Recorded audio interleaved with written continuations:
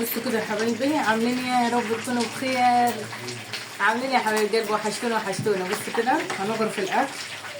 عملنا رز النهارده، عملنا شويه رز بس يا بتتزحلق. هنغرف كده شويه رز كده للاولاد اهو. بصوا الرز بتاع ام ادم عسل عسل كده. هنغرف واحد تاني.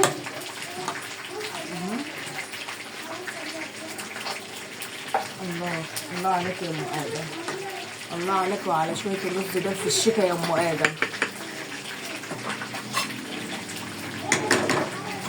نرجع تاني حله.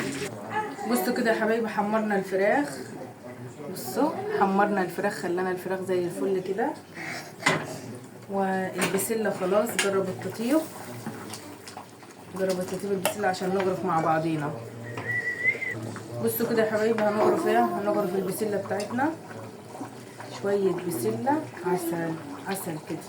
يلا اطلع بره يا جنه، يلا يما دي اللي طالعه. الريحه بتاعت الاكل عسل. وهنغرف واحده تاني خلاص كده، هنطفي عليها.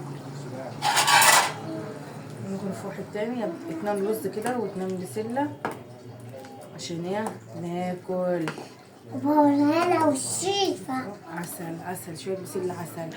وكده غرفنا الاكل وراح اكل يا حبايبي، واسيبكم بخير وسعاده وهنا. والفيديو قصير شويه بس هحاول اكبر لكم الفيديوهات فيما بعد يعني في القناه دي ان شاء الله باذن الله. ويلا سلام يا حبايبي.